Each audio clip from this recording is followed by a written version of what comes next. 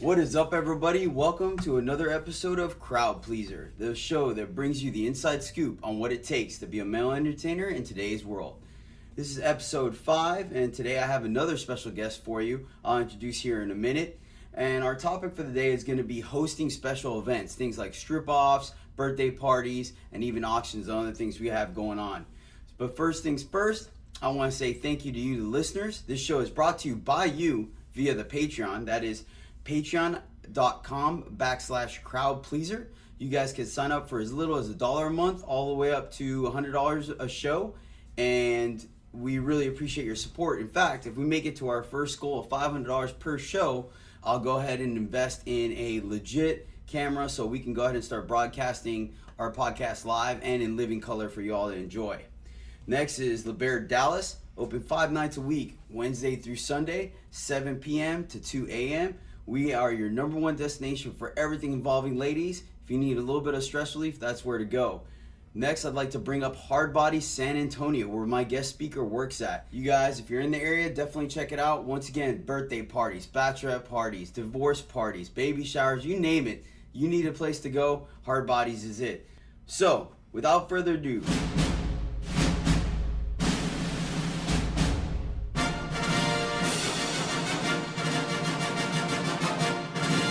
my special guest has been DJing for over 13 years, all of which have been at Hard Bodies down here in San Antonio like we just spoke about. He's emceed numerous major events. I'm talking about everything under the sun, charity events, strip-offs, you name it, this guy has ran it like a champion. He's like that lion tamer in the circus where he's got 5 or 6 lions in between, and he's just handling. This man is a wizard on the mic. All right, these events include anywhere from 15 to 30 different entertainers.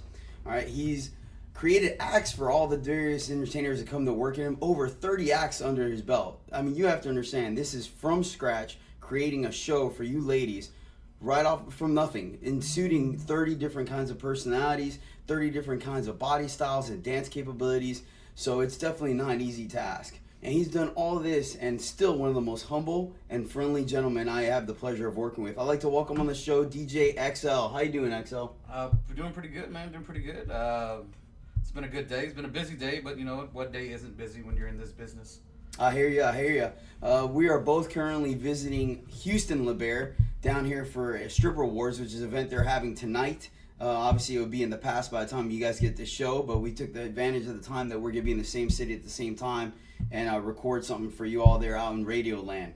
So, XL, let me go ahead and give people a little inside scoop on a little more in-depth review on you. What made you want to be a DJ? Man, you know what? Actually, as a kid growing up, I was in love with pop locking. I was always dancing. It was very popular. My cousins were break dancers.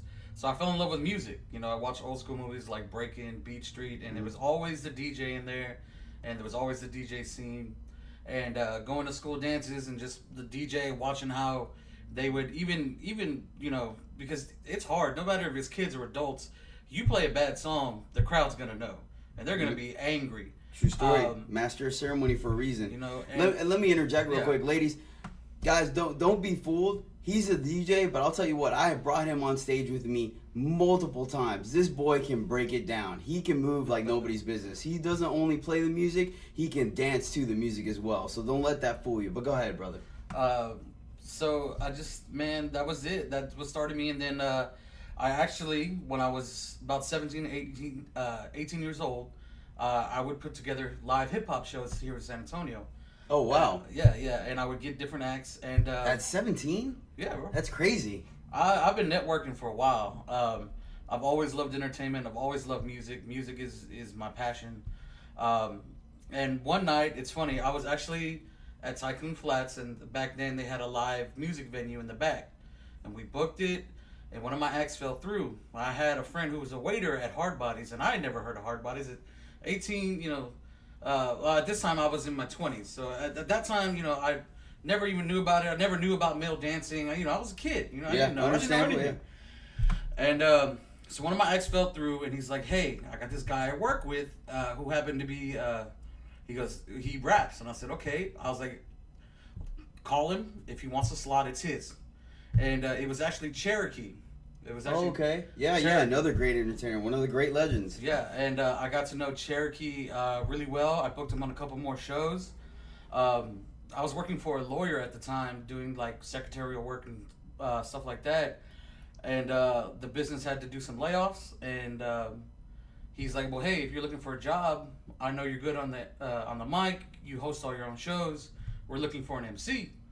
Do you want to come try it out?" I was like, still not really knowing what the business was, but I was like, you know what? I got to pay these bills, so yeah, went there, and bro, the rest is history, man. The rest is history. Just fit like a glove, huh? Yeah, I went in not knowing what to expect, and they handed me a mic and they say, "Hey, you got 45 minutes. Walk around, talk.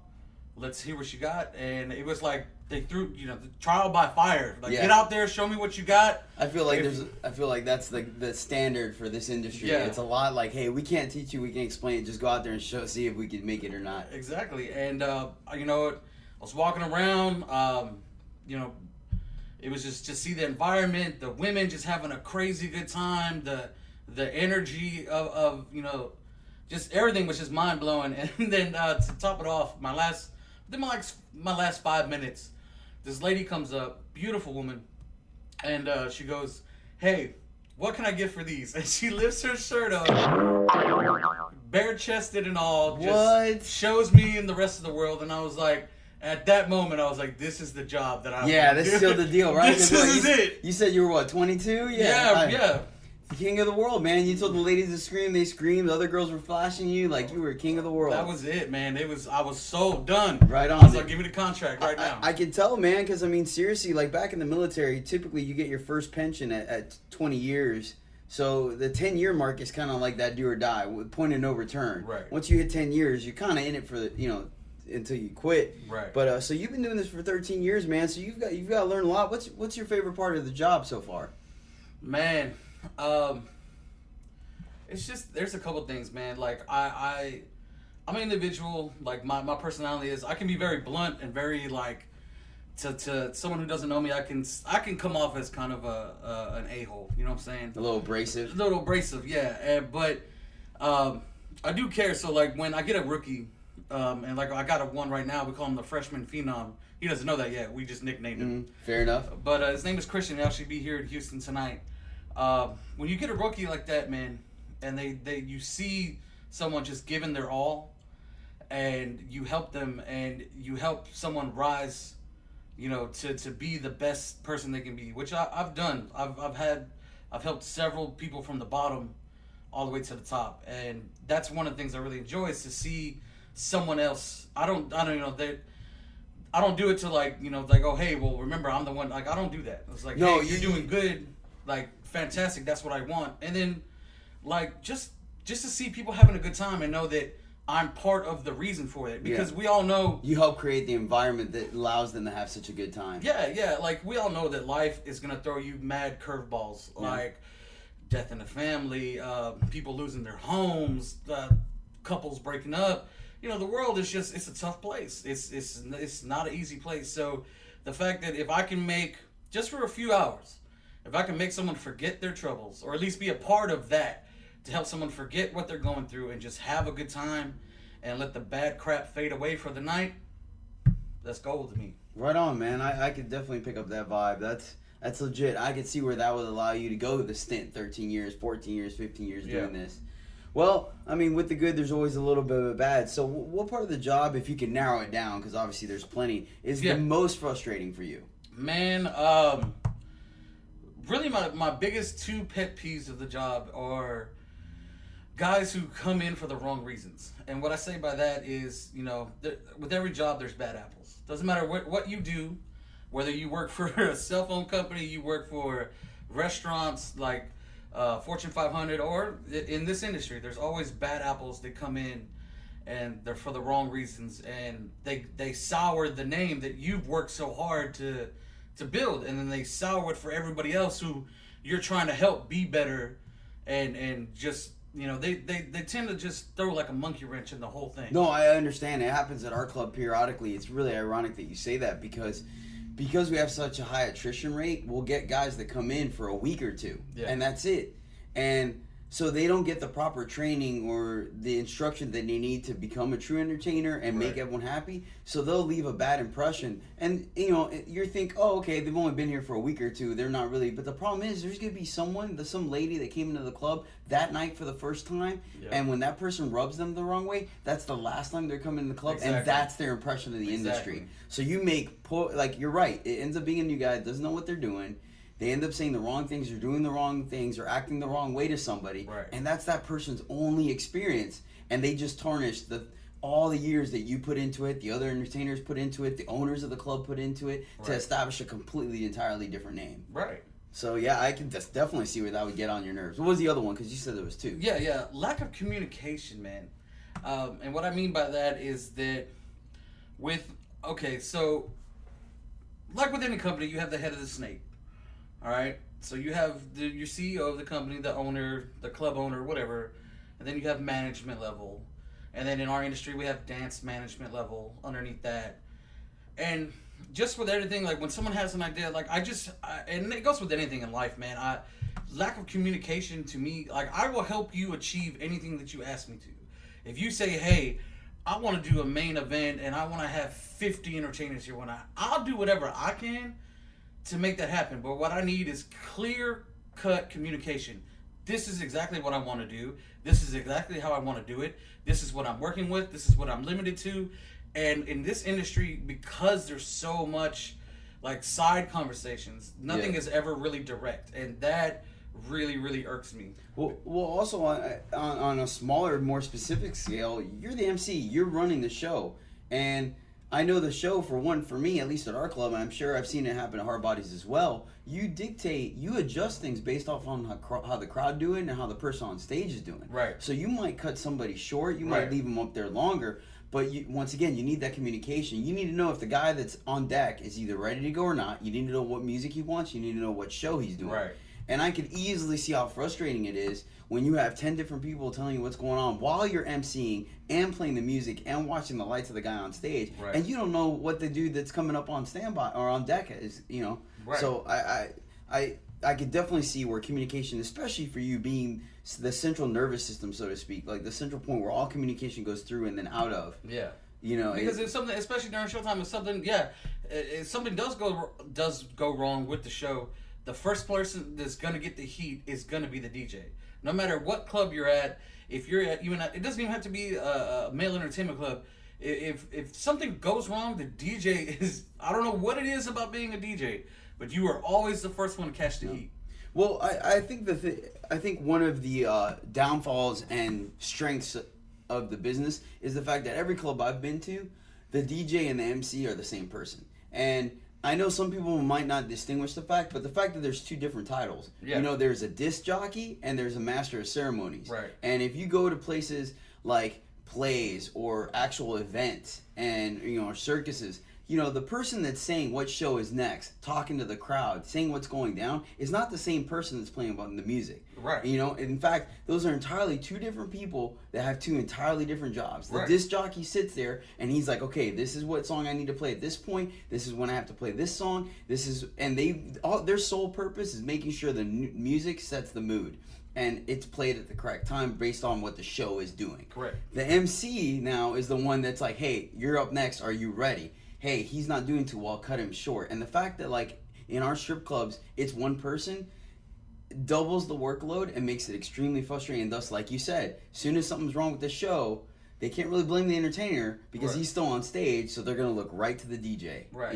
So. And the thing with us is, the thing that makes it a little bit more stressful for DJs in our industry, too, is a lot of times is, because nightclub DJs, they'll still MC a little bit and they'll still play the music to keep the crowd going, but they don't have to worry about the lights. If you go to a big production like a play or a ballet or opera or whatever, you're right. Any kind of big production that's done on a stage, you have an MC, you have a DJ, and then you have like several people doing lights. True story. A DJ in our industry has to be all three wrapped into one and manage everything else that's going on. Yep. So yeah, it is definitely a high stress job, but like I said, when the good moments happen, it does. Just the other night, some lady came up. She's like, "Hey, you're doing a really good job. I'm sure that people don't say that very often, but and she gave me like $20 just to say good job, and I was like, I would have been happy with just a compliment, but I mean, I'm not gonna turn down $20. Yeah, the money's nice. Hey, at the end of the day, we're a cash business, right? Right. Obviously, like we said, one of your main components is playing the music for gentlemen on stage and for the ladies, during Boom Boom and stuff like that, even when there's no one on stage. So does anything influence the music that you pick or the vibe you try to create every night? Yeah, okay. So, every club is different. Every club has different rules about the music they're allowed to play. Some clubs don't really allow a lot of slow music. Some clubs do. We're like a happy blend of medium, you know what I'm saying? I'll let my guys on their sets, because they want to give the women the sex appeal, the fantasy. Yeah. And some feel they do that better with a slower song versus a faster, upbeat song, which is totally understandable. I get that. Everyone's got their own vibe, their own flavor. But me, when I choose music, I always like high intensity music, because if I do play something slow, I want to pick that energy right back up, because it is still a club, it is still a nightclub, it's still an outing. And then I try to steer away from what my guys are already playing, because if I have three guys playing hip hop, three guys playing rock, then I got some reggaeton coming up later. I try not to play anything similar to, at the very least, to when they're going on stage. So I try to make it a little more unique for them. Right. So I try to pull different types of music, and sometimes it's a hit, and sometimes it's not. Because I guarantee the music that I pull, like, I love mashups, and I love trap remixes, high energy stuff like that. But it's with popular songs, so the girls can still relate to it, but it's something new. Yeah, and then plus you have the luxury of, if a song doesn't vibe, you can change it right away. Versus if it's a song that the dancer on stage picked, well, he's got to wait till the mix is over or till you catch him telling you to switch, songs or something like that. Right. So has the job created any other aspirations or inspirations for you to do in your future? Man, yeah. We've spoken about it a couple of times. I know you have a lot cooking in the back burner. Yeah, man. I'm actually going to start dabbling in, I guess the best way to put it, it's just like an event coordinator, basically. Anything from a house party all the way up to like a wedding or a big ceremony of some kind. Like, me, I have a very creative mind, and with this job, it's allowed me to tap into my creativity as far as live productions. And I think what I bring to the table is I'm also kind of a geeky person. Like, even though I can come off abrasive, like we said earlier, like, once you really get to know me, I'm a goofy, fun-loving person, unless you cross me. And then, then you just kind of, you get what you get at that point. Yeah, I had the luxury of attending your wedding a few months back, and I gotta say, it was definitely interesting. It had your signature feel to it, but it was great. It was well done, and I mean, it's funny that you mentioned weddings is one of the things you want to coordinate, because you were like, man, I'm just glad it's over. It was a huge debacle, but it came together really nice. Yeah. I mean, with any event period, you're gonna run into snags. But yeah, I had my groomsmen. I had them come down to Men in Black by Will Smith, and my best man, he's a big wrestling fan, so I had the Shawn Michaels, because he's always considered himself a ladies' man, so had the sexy boy. And then, me, like I said, I'm a Star Wars fan, so I came down with the Darth Vader helmet. Yep. So, yeah, I put my own flair on it. And that's what I'm saying, that with people, a lot of these people, they do the same things over and over, and is what I've noticed. And I'm not discrediting them. They do a wonderful job. The photos I see and everything, but what allows me to be different is that I think I tap into my creativity in a lot of different ways. So people who are looking for something different, I can provide that to them, whereas someone else couldn't. Or just avoiding the headache of having to deal with everything. By the time you start, like you said, you were really good at networking, started early. So by the time you decide to move on to the next step, you're still going to have all those network connections, and probably even more since you're dabbling in other venues now. Right. Or other, I should say, skill sets. So with that, it's a great segue into what our topic for the show is, which is hosting events. It's something you and I have both done. That's one of the reasons why I spoke to you about helping me host this show. Right. Because you've obviously outdone me 3 times over. But, so yeah, hosting events. Let's discuss a little bit for our listeners the why. Why do strip clubs and entertainers host these events? And the first, most basic one is to generate hype and excitement and like word of mouth advertisement. Right. Because at the end of the day, it's one thing to tell someone, hey, let's go eat at this restaurant, or hey, let's go see this, let's go to this concert. But it's an entirely different thing when you're like, oh my God, this restaurant's having this special about this kind of food, or like, hey, these guys are doing this show, or like this venue's having this kind of a competition. Right. And you know, strip offs, birthday parties, and charity events, all that generates the same kind of hype. It's a lot easier to do it that way, and I think that's one of the basic reasons why we end up just continuously doing that roller coaster, like regular night, spectacular weekend, regular weekend. You know, Right. Sound about right to you? Yeah. And look, one of the things that I can say to add on that too is, think about it like this, like musically, we all know what a one-hit wonder is, right? You know, when artists came out, their song is fantastic, never anything ever again. No, you know, in this industry, you have to keep producing hits, otherwise you will get drowned out and you will be forgotten. And that's one of the things too, is that when you say generate hype, that's what you want, is because you don't want to be a one-hit wonder, like, oh, well, they did a really good event 5 years ago, but they haven't done anything since.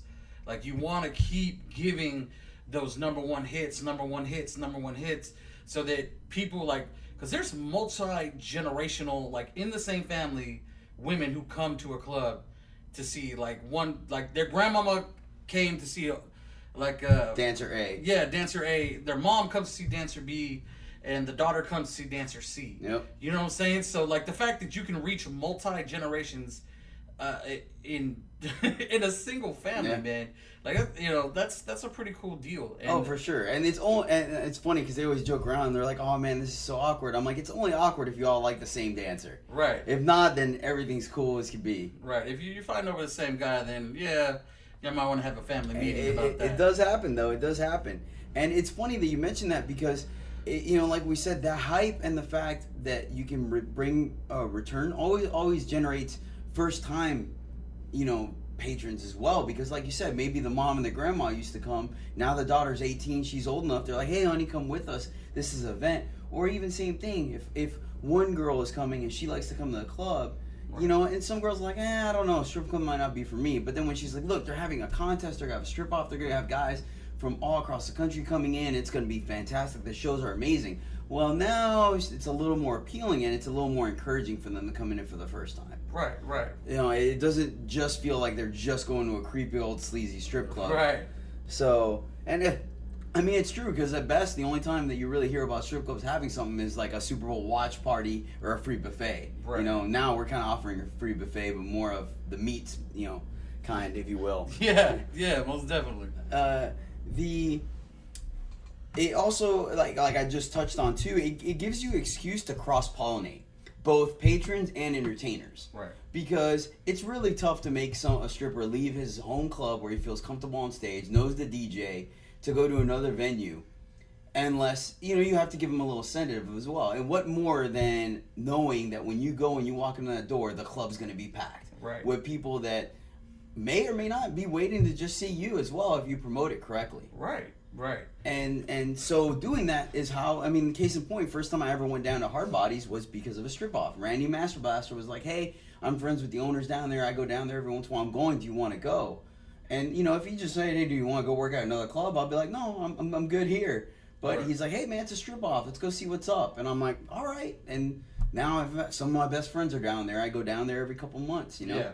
So it's definitely something. I mean, is that pretty much what ends up happening at Hard Bodies as far as you guys bringing in a lot of dudes? Oh, yeah, dude. We love to open, like, what we call a trade network. Like, because it's a great experience. You're right. Like, let me co-sign on what you said earlier, is when a home entertainer, like, when he's at his home, there's no place like home. You know what I'm saying? Like, you're the king of the castle. That's your home. You got the home field advantage. You know exactly what's going to happen, exactly where everything is. You're good to go. You know what I'm saying? So, yeah, when you do visit another establishment, it can be kind of scary. The unknown is always scary to folk.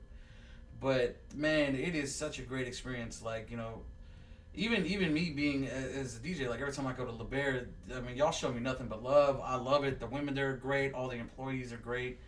You know, it's always cool. And you're right. To be able to have an event, bring someone from Dallas, bring someone from Florida, bring someone from Sacramento, wherever, you know what I'm saying?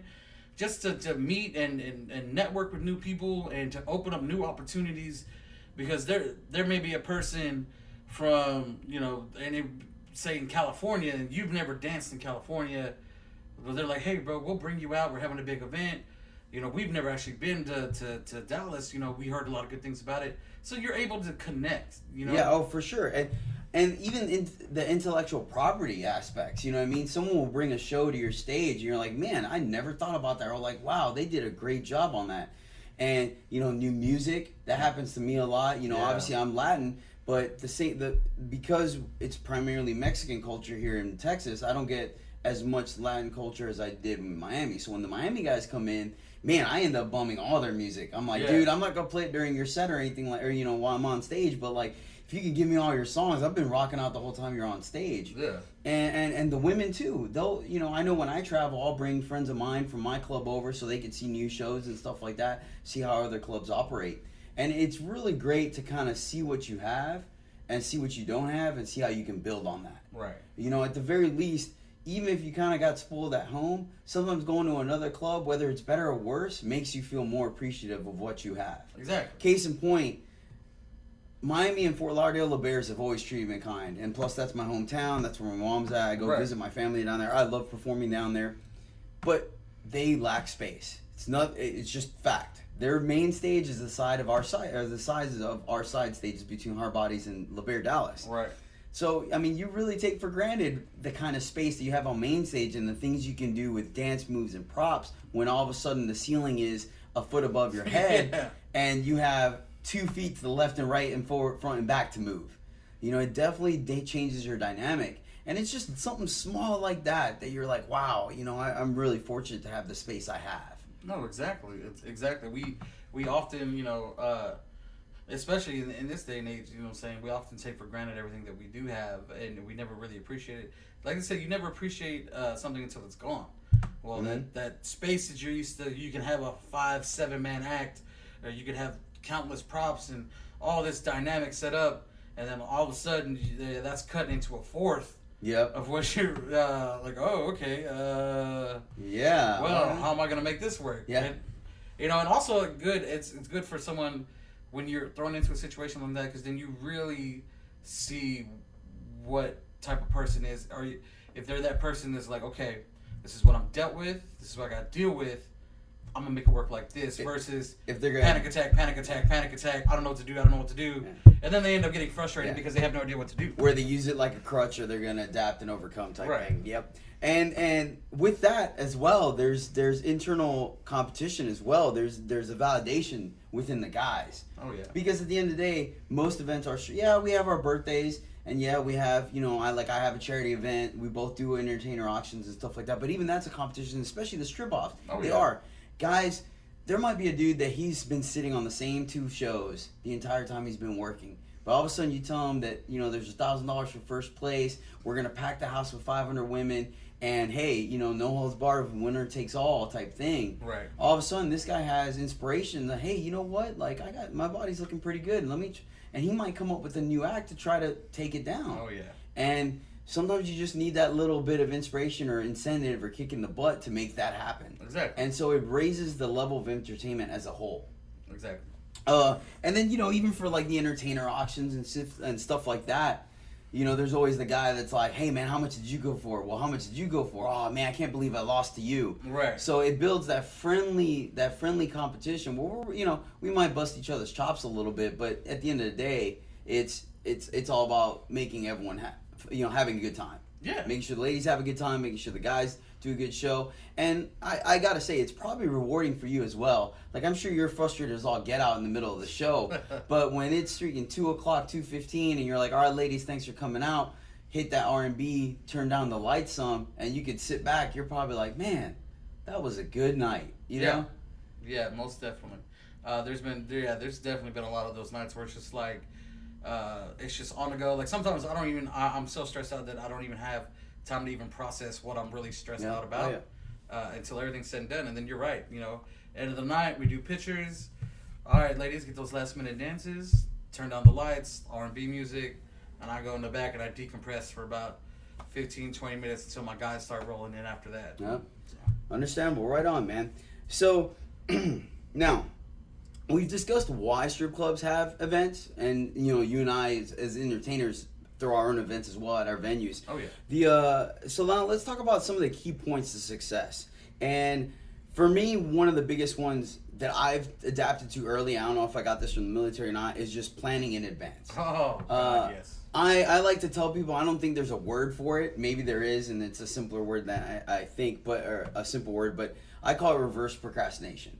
Instead of waiting to the very last minute to get everything done, I like to get everything done as soon as possible. Oh, yeah. And then relax the rest of the way. Exactly. So I still procrastinate, but just on the back end instead of the front end. Right. And plus, it gives you the ability to work on speeds. And if there's any hiccups, you got more than enough time to take care of things. But for me, I like to plan things so far in advance that you're like, are you really planning this out right now? I'll be like, yeah, almost to the point where people forget about it.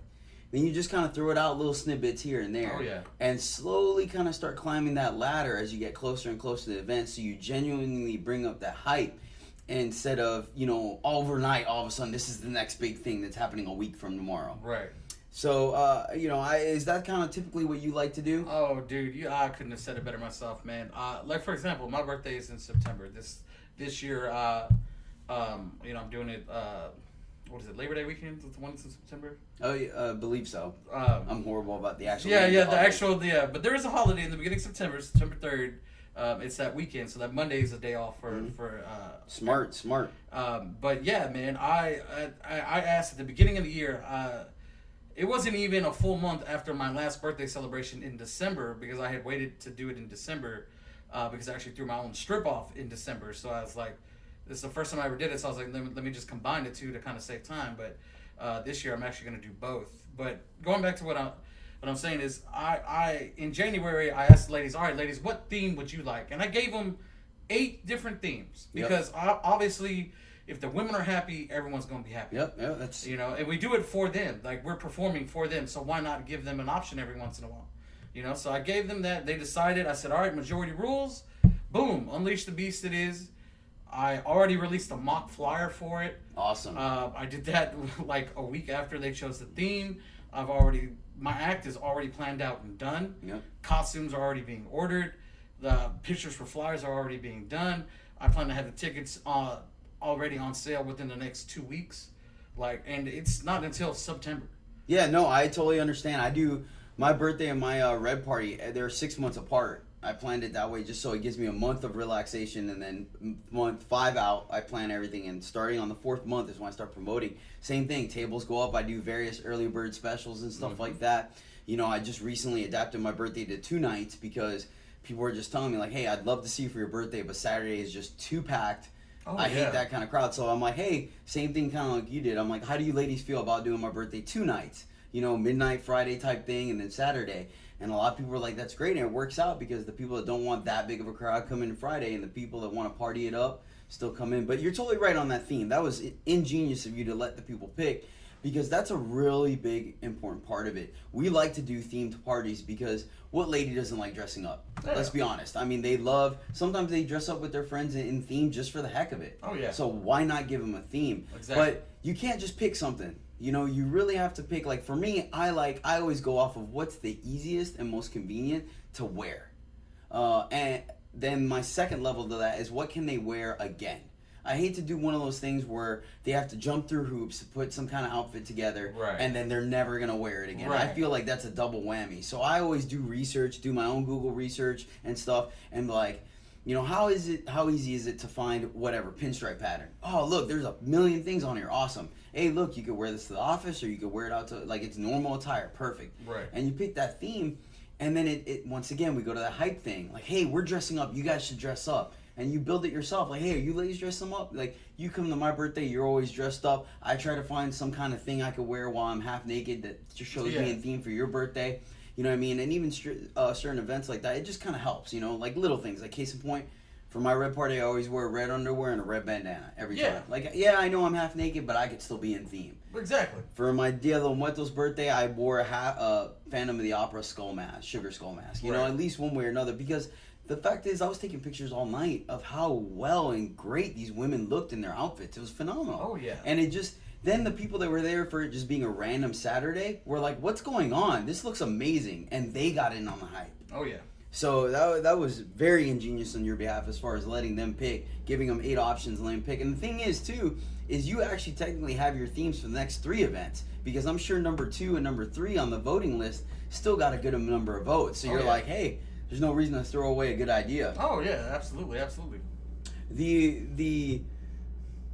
And with that we go into advertising. Like, oh god, advertising is hands down the biggest thing. Biggest. No matter what you do, no matter what your business is, the majority of, if you have a budget, the majority, if I want to say, just like your priority should be 50% marketing at the very least. Yeah, at the least. It should definitely be more, I would think, especially with social media and the internet making the world so small. Yes. You can hit so many people so easily. I mean, shoot, Instagram and social media are like, hey, your friend got tagged in this, so you should see it. So you're even reaching out to people that have no idea who you are. Yeah. And especially with, with everything right now, like, I've got some stuff that I'm working on for later in the year that I'm actually going to talk to you, after we're done here, because I don't want the cat out of the bag too early with it, But like I said, man, promotion and planning, 2 biggest things. Promotions, it's got to be like, especially nowadays where it's so easy to promote just digitally, like, there's no excuse not to promote. Yeah. There's no excuse. And there's really no bad idea either. Like, for example, we have rafters at our club, and you guys have them at yours. What I started doing, I think, 3 years ago, is I would make banners. I got giant 6-foot banners printed out, and I just hung them in the club. I was like, I know it's dark, but we turn the lights on when pictures are up, and I made the words really bright white, and I was like, let's see what happens. And believe it or not, like, they got really good responses, because at the end of the day, you're like, wait, I'm in this club, what's going on? Why are there banners hanging? And people are going to read them. And at the very least, they're going to read an event and a date. Oh, yeah. And it works. Same thing. I mean, I've had, people try banners, or not banner, I'm sorry, radio advertisements. Another gentleman at the club just started doing the flexible, the little rubber band bracelets. And you try it. There's no bad idea. You just find out if something works or not. That's all it is. Exactly. A lot of things I do is I create 5,000 flyers, like the little postcard flyers. I make 5,000 of those, and just like you do, I do a themed picture for every event I do, so people know it's legit. I don't like using generic pictures. I want to take something so people know the importance I took for this event and what it means to me, because that helps. They feel that. Absolutely. And I might pass out 1,000 myself, but the other 4,000 are spread across the club, given to the other dancers. I give it to every single one of my fans. If they legitimately care about me and they're my friends, I give them a stack, probably about 50 of them. I'm like, here, if you go to college, pass them out in college, leave them in the bathroom. If you work at a restaurant, put them in the women's bathroom. It doesn't matter. Just throw them everywhere. And man, you'd be surprised. It comes back. Like, it's really weird, but you're like, yeah, I showed up because I saw your flyer in a bathroom, and I was like, this isn't a good-looking dude. And all of a sudden, I was coming to the birthday. Like, you never know what happens. The only way you get a definite no is when you don't try. Exactly. And it's funny you bring up the bathroom, because even at work, I'll go in there and I'll put up little things in the stalls. Because, Smart. Like, it's just, over there. Obviously, when no one's in there. I'm not a creeper. I don't go with like, but I'm talking like pre-work. I got stuff printed out. I go in there. I'll tape it up in the stalls, and then I tape it in the mirror, where I still give the ladies room to, like, they got to check their makeup or whatnot. Yeah, but they're gonna look in the mirror. Yeah, but then just above it, like, oh well, just in case they missed it, Yeah, but you're right, man. There's not a bad idea. The bad idea is not even trying. Yep. The one thing I will say though about advertisements is sometimes less is more. When you really want people, let's just be honest, people are oversaturated with advertisements now. Oh yeah. So a good-looking dude or even a cool theme picture is going to draw their attention, but they're not going to give you too much attention after that. So you really just want to keep it simple. Like, if you're going to have a lot more specific information, slap that on the back or put it on a website. Oh, yeah. But your initial view, you want to give them a place, a phone number, an event, something really clean cut. You know what I mean? Oh, yeah. And just leave it. Because I've seen some people oversaturate the front of their advertisement. Oh, God, yes. And people just lose interest. They're like, oh, the picture's cool, but I'm not going to read all this. They have 4 different fonts. They have all kinds of colors. They have, stuff across the sides, stuff across the top. You don't need that. You don't need simplicity at its best. Yep. You know? Yeah. Oh yeah, for sure. And now one of the things that I've learned as an entertainer, because I do dances, but I'm sure it works for you too, is early arrival. The sooner the club starts getting packed, the sooner you can really kick up the party. Oh yeah. You know, the only thing that's limited is our closing time. Yes. I mean, the Hard Bodies is a little more flexible than Dallas, but our closing time is a hard time. But when we start, is entirely up to the crowd. So if the place is booming at 7:30, guess what? Music's turning up, acts are kicking up, and we're gonna make it happen. Yeah. So it definitely helps to really. I know everyone wants to show up fashionably late and stuff like that, but you know, when you're showing up fashionably late at 11 o'clock, well, now you're cutting your night from 4 or 5 hours to 2.5, 3 hours. Like, I mean, come on now, you know. And from a dancer perspective, if I'm going to be busy all night helping on stage, doing table dances, doing private dances, you know what? If you know you're going to be there, I have a handful of women that always reserve one ahead of time. Like, hey, I'm going to be at your party, or hey, I'm going to be at your red party, or I'm going to be at the strip off. Do you mind if I get a private dance? I said, not a problem. And they typically get there early. So you know what? I'm able to have a little more flexibility with them and a little more, and I'm not running around, because come 1 o'clock, when everyone is going absolutely crazy, I may or may not find you. I may or may not have the time to give you a full dance because I need to go back up on stage and help somebody. Right. So definitely showing up as early as you can is a huge plus on multiple venues or avenues when it comes to an event. Absolutely, absolutely. And that's what I tell my guys too. I was like you'll get dudes that are like that'll wait up there and like, you know, I was like, I don't care. To me personally, like if there's like 10 to 20 women just off the bat, dude.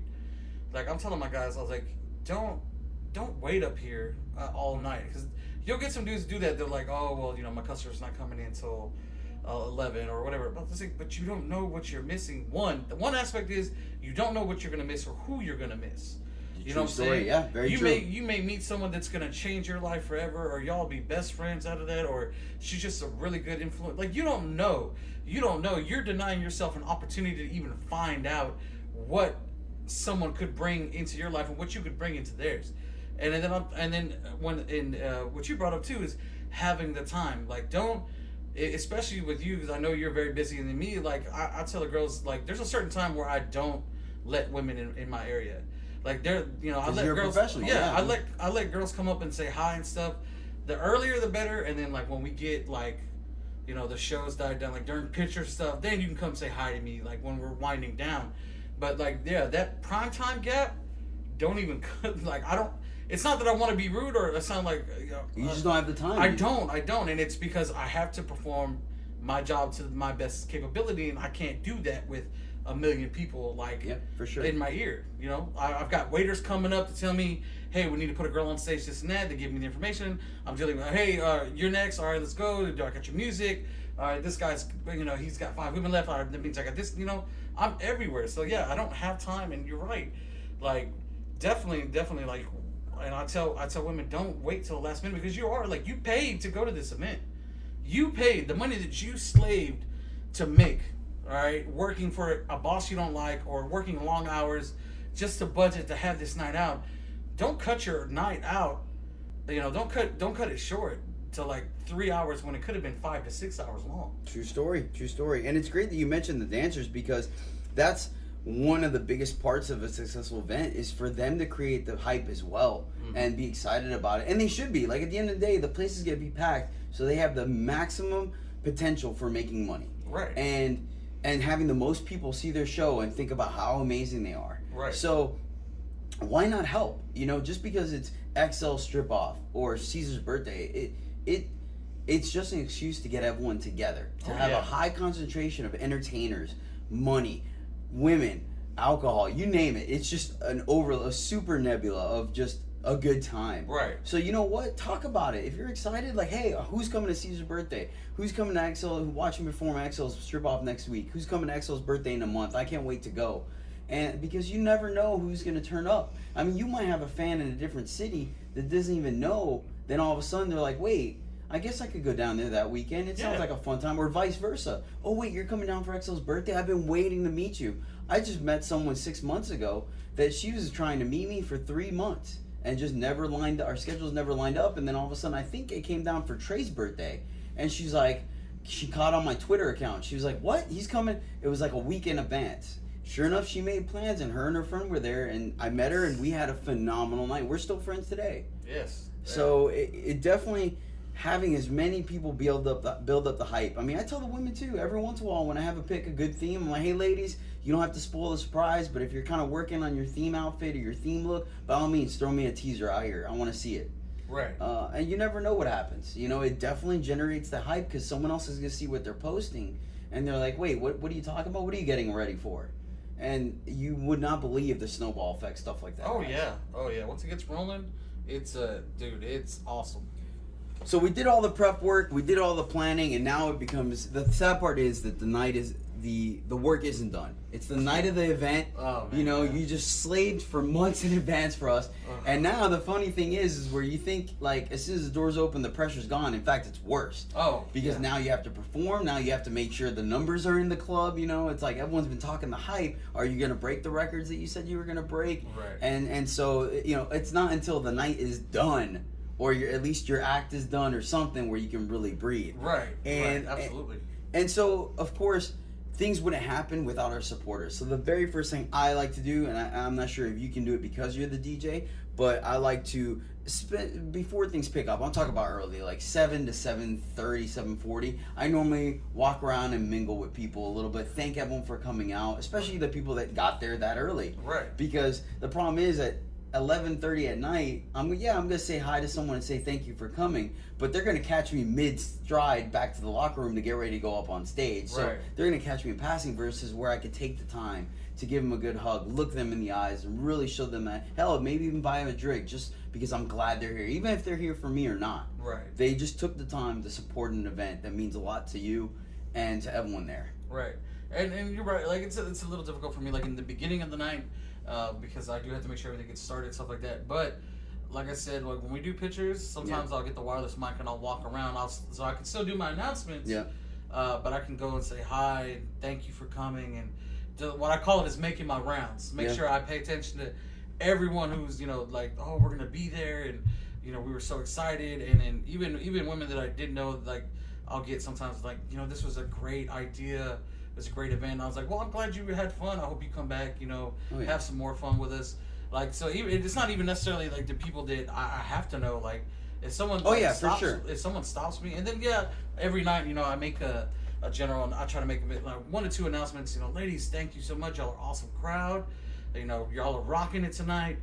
And then of course it's the post event Facebook thing. Like if I missed anybody, then I'm gonna catch them there. Yeah, for sure. And, you know, everyone always wonders why I work the Sunday after my birthday, and I tell them, I'm like, man, because I didn't have enough time on Saturday. I would love to take Sunday off. I have my mom in town, but the fact of the matter is that everyone that showed up, every single person who showed up, whether they showed up for me or not, or knows me or not, is important to me. And some of them are going to come back on Sunday, so I want to give them the time. Absolutely. You know, and I mean, I always say there's a horrible yet still running joke that I always end up pissing off somebody, 2 or 3 people on my birthday, because I just can't. It does. It really does. Man. And you know, you mentioned your rounds, and I want our listeners to understand that sometimes we may like say certain things that sound a little routine-ish. Oh yeah. But the fact of the matter is, we do it because our nights can be so hectic that it's our kind of checklist to make sure we don't miss something. Yes. You know, someone might interpret that like, oh, you got to make your rounds. Like I got it. Like I'm mature. It's like, look, it's not that. It's that.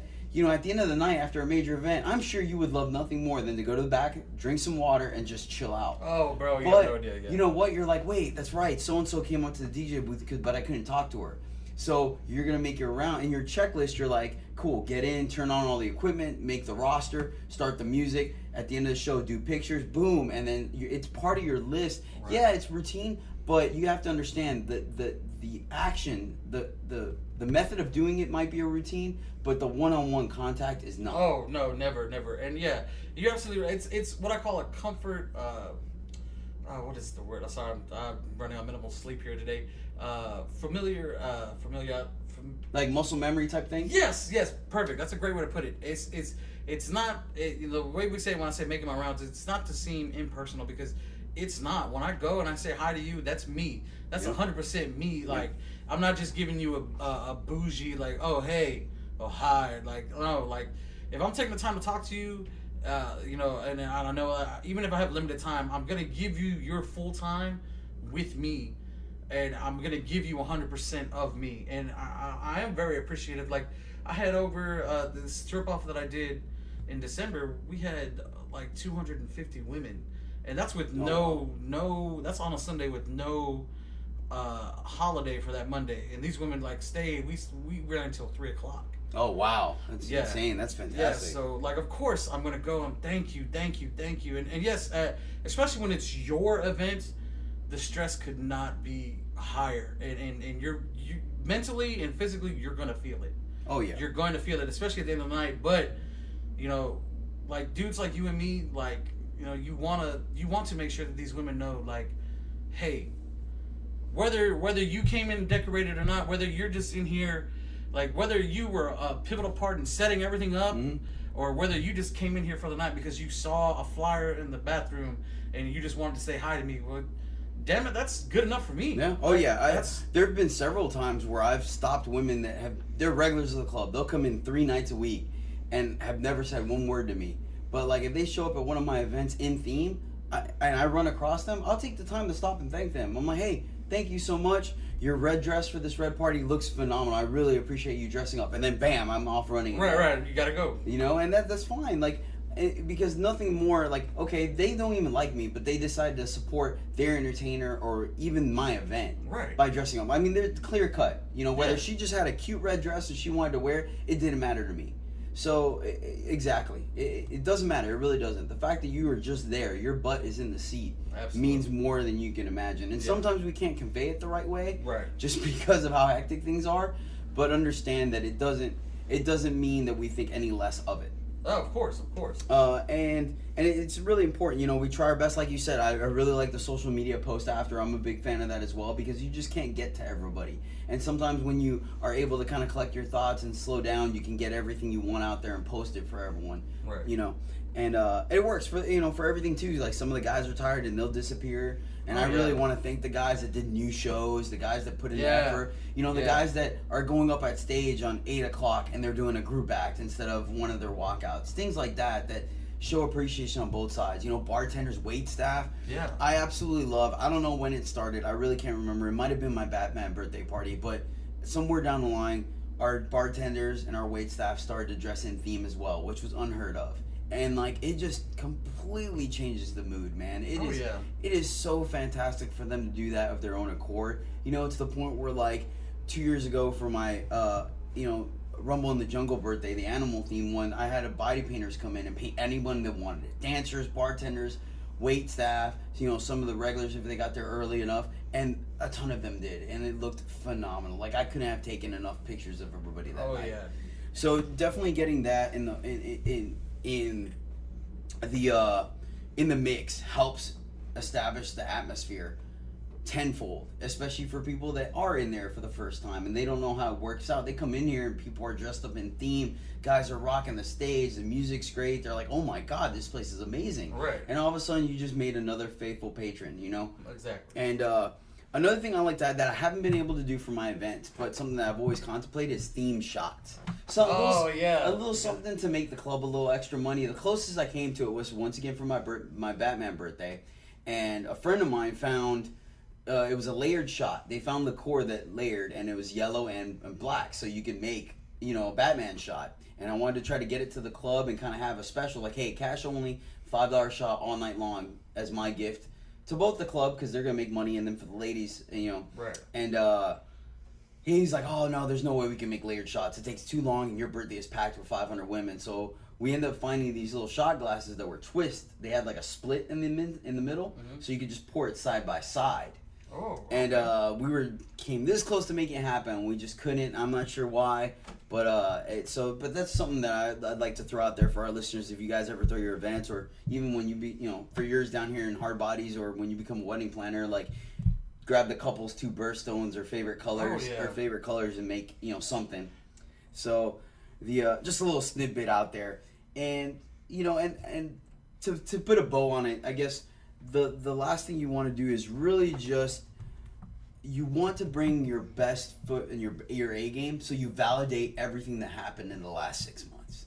You know, the hard work you put into Yes. the act, the excitement that the regulars have built for the people that they brought the first time, the excitement that the guys have had to make a ton of money. Yeah. Like, you know, the club making record sales on alcohol, packing Yeah. the place, all that stuff culminated. You really want it to be validated, which just adds further stress because every time you do a successful event, people expect that or better from you the next time. Right. And it just keeps getting tougher and tougher.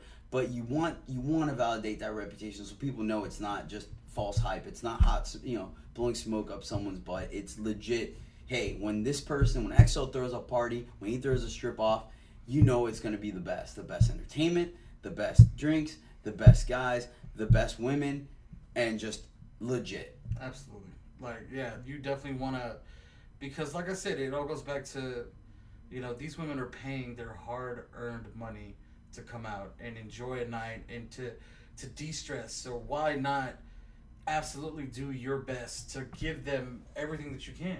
Like, yes, it's you know, it's your event. You are gonna, you know, your guys are gonna profit from it. You know, the club profits from it. But at the same time, the ladies are gonna get an experience that they're gonna remember to, like, because I mean, I have a lot of friends that, you know, that I've met, you know, while I'm working here, like, that are close to me. They're family to me. And, you know, how many times I hear them talking, like, do you remember so-and-so's birthday? Do you remember the strip-off back in 05? Yep. Like the memories, because it's one thing my dad always tells me. He goes, it doesn't matter how much money you got or how much you don't have. It doesn't matter what kind of car you drive. It doesn't matter what kind of house you live in. I was like, when it's your time to go and you've been lucky enough to live to an old age, at the end, all you got to take with you is your memories. And to me, that really stuck, and that's why I try to have as much fun as I can, and why I try to do everything to the best of my ability, because I want to create memories for myself, but I also want to give memories to people that, you know, they may have had a rough life, or they're just stressed out in the past month or whatever, but I want to give them a memory that they're going to be talking about, and every time they think about it, they're just going to smile. Yep. And that's why I do what I do. That's why I go over the top. And just like you know, I've had body painters, I've had photographers, I've had, you know, the themes. Like, I've had women like, hey, I'm not really quite sure what to wear. Hey, it's cool. I'll do 30 minutes. I got 5 websites they can go. Exactly. Here, yeah. you can do this. You can match this with this. You can match this. Like, I'm like part fashion designer to help them out. I've told you, man. You're part of my inspiration. You're one of the reasons why I try as hard as I do, because I came down to Hard Bodies and see what you do there, and I'm like, man, you know what? That's the kind of personality and person I want to be. I appreciate that. It's funny because I try not to. Because I remember when you told me this was before your last birthday, the Dia de los Muertos, and I had told you, it was like, yeah, I think I was already thinking about my next birthday, and I was like, yeah, you know, I was thinking about like The Walking Dead or like a zombie type or like horror night, but then you were gonna do that, and I was like, man, because we think so similarly. Yep. Like, you know, and I was like, Same I don't, wavelength, you know, yeah. I don't want to give women, because you never want to. I don't care if someone says, "Oh, you're a copycat," because I'm not and you're not. Yeah. You know what I'm saying? So if someone's got something negative to say, it's never going to affect me. That's like, okay, you have your opinion. You're a human being. You're entitled to your opinion. That's what it is. My thing is, I never want to give women something that's going to be. It would be different. Like, so you just did your Day of the Dead. So, like, you know, 2 years down the line, if someone was to do like another like Day of the Dead theme or like horror theme, then it wouldn't be, you know, bad. Like, you never want to give the women like, oh, well, we Back to back, yeah. Yeah, we just kind of already did this. So that being said, you and I should probably consider maybe setting our birthdays or strip offs or events something up where it's like Dallas one weekend and the very next weekend in San Antonio, so we can hit everybody up. Maybe even offer like a package deal for whoever wants to hit both up.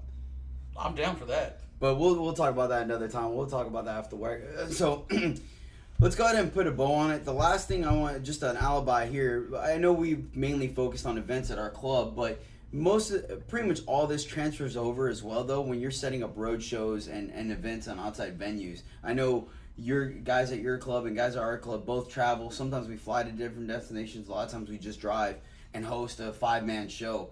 All this stuff still stands true. Right. Advertising, prep work, the show, Yep. the women, everything. So Yep. that's just something to carry over for any of our listeners that just may or may not thought about, you know, thinking outside the box. Right.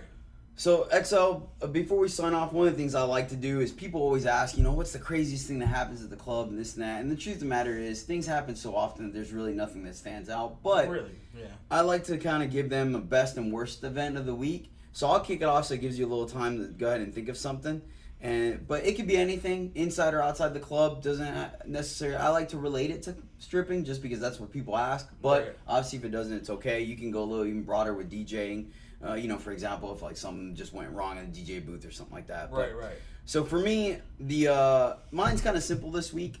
We Saturday night we had a party package, and obviously, at our club, party packages can sit around the side stages. Right. I got off main stage and just absolutely rocked it. I had a fortunate crowd that ended up liking me, and so I rocked main stage. Took the time to dry off, because I didn't want to go to stage 2 all dressed and all covered in sweat and stuff. Right. But granted, I didn't wait too long because I just finished rocking main stage. I didn't want to let the lag happen. So I jumped on stage 2, was all hyped up, rocking it, say hi to all the girls there, this and that. Danced a little bit on the bachelorette, wanted to see how she was talking about it. But I'll be honest with you, man, that party, I don't know if they were just tired or they were worn out or drunk, but I was not their cup of tea, man. They couldn't care less about me. Yeah. I was, I mean, don't get me wrong, I didn't think I was king of the world, but I was on cloud 9, and that kind of brought me back down to reality. I was like, yep, that tends to happen sometimes, and I felt bad because, now I'm sitting on their stage for the next 15 minutes while the guy behind me is on main stage, and, Right. they're either on their phone, they're going to the bathroom, or, they're just kind of looking at me like, are you going to stay here the whole time? And so, needless to say, it was the longest, and I think it was actually Ace Boogie, which typically does a slightly longer set with all the montages he does. Yeah. Man, I kid you Ace. not. Yeah, I felt like I was on that stage for an hour. I mean, obviously I wasn't, but I was just like, ladies, I'm sorry. I'm just gonna sit here and do the Carlton until it's time to go. So that was my not so great event of the week. How about yours? There was a Saturday night. No, it was Friday night not too long ago, and I'm giving these women everything I got, like any chance to participate in sing-alongs, clapping, screaming, yelling. We're putting on acts, we're knocking it out, and I don't know what it was. Maybe they just had a bad week or what, but the crowd, and it's heartbreaking to a DJ, especially when, because what you want is everyone to have fun. Yep. And when your crowd seems like it's not having fun, but, it wasn't anything that I was doing, it wasn't my guys, it just, maybe it was a full moon or what, I don't know. They just, they were, it's kind of hard to describe. They were spending some money, right? They were drinking, but the energy just wasn't there. And it seems like they were all, zombied out. Yep. It's a weird phenomenon. I understand what you mean. It does happen sometimes. Sometimes the club is packed and just the vibe isn't there. You're like, this is so weird. And I can imagine it's even more frustrating for a DJ because at least for us on stage, you're on main stage for 10, 15 minutes. You're like, all right, I tried my best, but I don't know. I guess it just wasn't good enough tonight. And then you walk off stage, and for the most part, you kind of alleviate it a little bit. You're like, all right, next guy can have his luck. Versus the DJ, you're at it. You're hitting them all night long. So you definitely take it a little more personal. Oh, yeah. So the best event, for me, it was really simple, actually. Another easy one. This Sunday, Sunday for us, Sunday Funday is typically regular night where we start switching acts and goofing off on stage because it's all regular, so we kind of change it up for them. And these two regulars were in the two friends of mine. They come into the club quite often. They were up there on stage, and then they both walk away. And I'm like, well, it's weird. It's usually not like them to walk away when I'm on stage or whatever, but to each their own. I'm sure they have a reason. Right. Then by the time I take my pants off, they walk back up with this other girl, and this girl, I could tell out of the corner of my eye, is just super giddy. I wasn't sure. I love those. Yeah. So long story short, I end up coming to her, and they're like, hey, all right, pull out your money, this, touch them a little bit, this and that. So I can understand and appreciate shyness and awkwardness. I always tell people that's how I seduce people is with my awkwardness. Yeah. And so, and she just, it was one of those things that as soon as I put her hand on my chest, she started to giggle and bounce and stuff, and she was just a nervous wreck. I almost thought she was going to have a seizure. She ended up tipping me, and she's like, oh, man, so I give her a hug. I'm like, hey, I really hope to see you, again tonight. Obviously, it's your first time or whatever. She's like, yeah, and ran back to her table. And then my two friends were just smiling big. They were like, that was the cutest thing ever. I'm like, I told you, the people watching is great. But long story short, her friend comes up to me, gives me $60. Was like, hey, my friend wants a private dance with you. I was like, wow. So I go down there, I grab the dance. It turns out they were both so shy and nervous that they each got each other dances because they didn't walk up to the guy they were crushing on or whatnot. But we sat there. I maybe danced on her for 3 minutes, and the rest of the time was just talking to her about like Archer the cartoon series and like how crazy she thought this place was, and it just ended up being like, it was one of those moments that makes you really feel good about the job you do. Yeah. And she's actually coming down to the strip off in San Antonio because she's from San Antonio. Oh, awesome. She was visiting her friend in Dallas, and I told her, I was like, funny story, I'm gonna be in San Antonio Hard Bodies. Have you been there? She's like, nope. I'm like, well, now you will be. Oh, shoot. All right. That's what I'm talking. See, that's what I'm talking about. Getting people from different cities, whether it's clientele or entertainers, man, when it meshes well, it meshes well. True story. True story. Spoken like a true wise man. The old wise man. Not that old yet. I'm older than you. Well, yeah, but bro. Okay, we're not gonna bicker about this while we're doing this. But best event, right? That's where we're at right now. Best event.